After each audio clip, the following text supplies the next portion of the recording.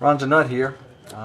Today I'm going to show you how to install an EK-FB RE3 black copper acetal chipset Waterblock. This is for the Rampage 3 Extreme Black Edition motherboard. So take you through how to do that. Let's see what we get inside of the package.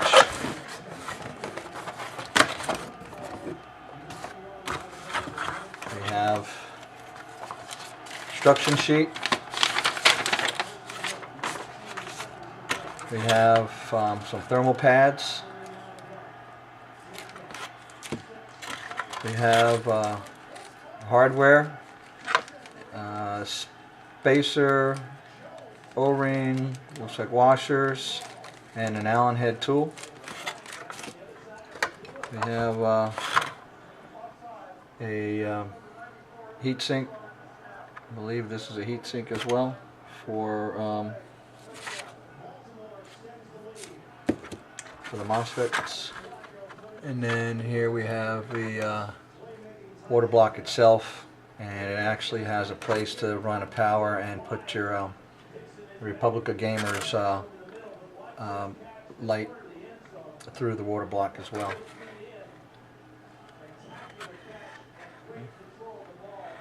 So what I need to do next, or first, is remove the MOSFET heatsink, the north bridge and the south bridge heat sinks from the motherboard.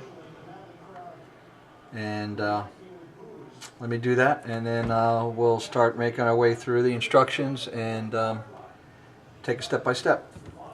Removing those requires removing the screws from the back plate here. Okay.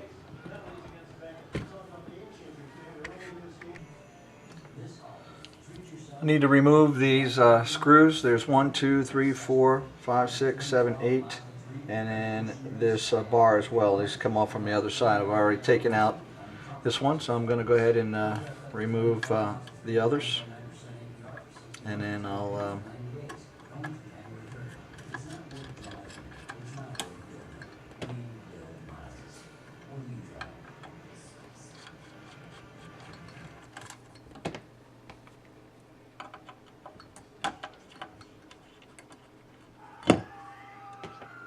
I can hear one heatsink came right directly off already.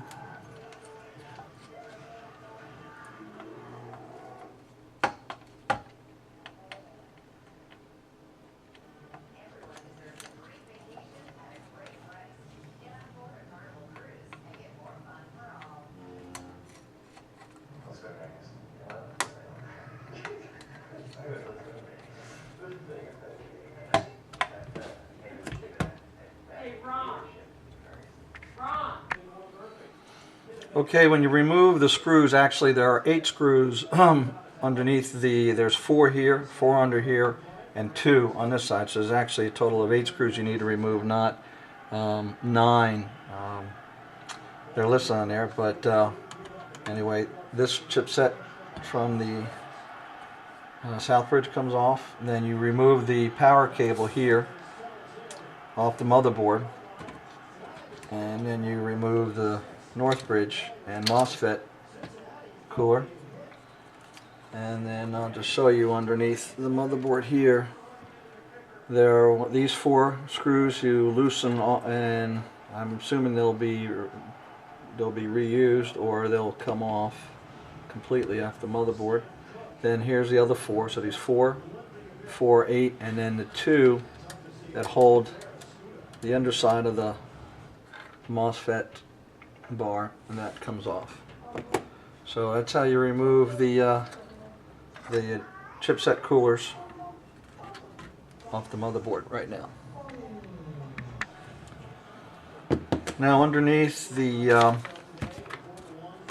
north bridge, there is also these standoffs. There's threaded standoffs that are secured by the screws on the other side. They will need to be removed. So on this motherboard, I'm going to use some needle nose to hold the one side and then a screwdriver to take off the other. And just so I don't do this so you guys can all laugh at me, I'm going to do it off camera. Okay, I finally got out the standoff and the screw that was underneath this portion of the north bridge here. There's 4 of them, and I'll show you. There is the screw, it's spring loaded, that's underneath the board up to the washer and then goes through the board, and that standoff is the piece that was difficult to take off. So just be very careful of the tools that you use to remove them. So I got them off. Now the next thing I'm going to do is prep the surfaces and cut out any thermal pads I need. I'm going to clean off the thermal interface material that's there, and also clean off the top of the south bridge. And then the next step will be laying the thermal interface material, having that all prepped, cleaning up the water block, and getting ready for installation. Okay, I was able to remove the south bridge heatsink, and that guy is had a thermal pad on it, so that just been removed. The north bridge, I took out the disc from it, and here is the north bridge chip, and then the MOSFET and the voltage regulators, and you don't reuse any of that.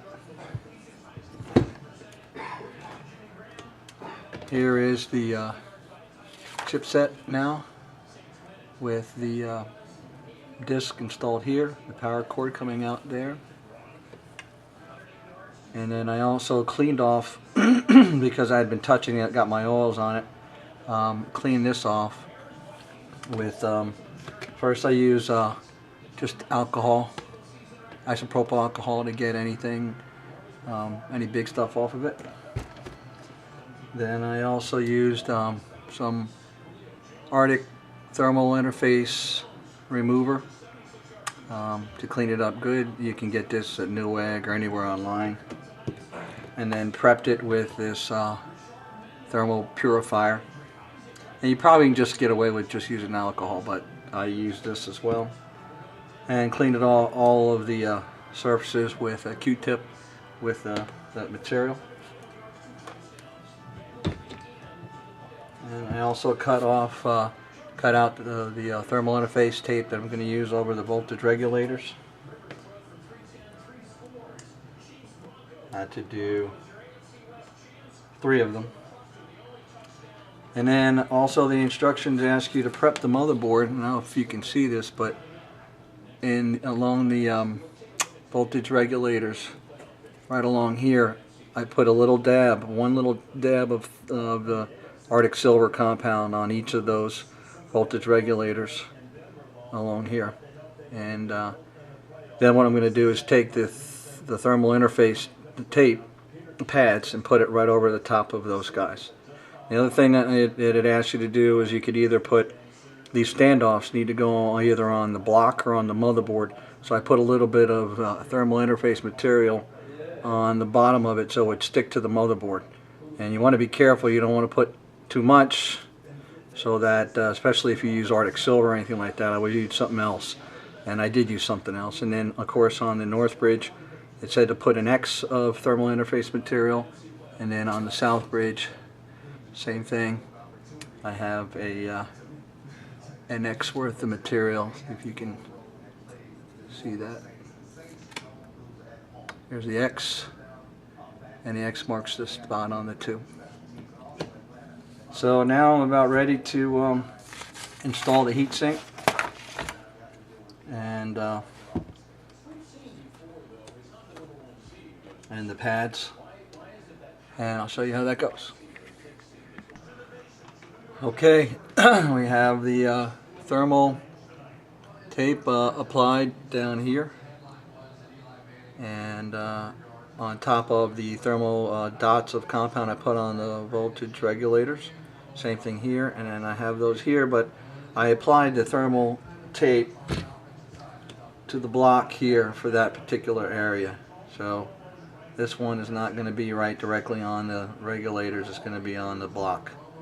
So now the key is to put this on and flip the motherboard over and then be able to secure the screws, so hopefully none of those little standoffs that I tacked onto the board come off. So that'll be the next shot. Let's see how that goes. Okay, wasn't that bad. I did have to hold this in place until I got a couple of screws started, and then the rest of it went on. So on the top side and then the back side now, and of course these were all of these screws that I put in with the washers. You start from the center, get those started, and then you go outside. And then this guy here, the instructions ask you to use the original thermal interface tape material, which I did, and you put a couple of spacers, which is exactly how the instructions say it, but it looks like it's off the the underside of those thermal regulators, but that's exactly how the instructions ask you to do it. So it's tightened up and we have a board now already. Looks a little tight here for removing the graphics card, but it looks like it can be, oh, okay, it does release, so no biggie. And I plugged in the power to the Republic of Gamers badge, lighted badge. So we have a chipset block on this Rampage 3 Black Edition, ready to rock and roll. Thanks.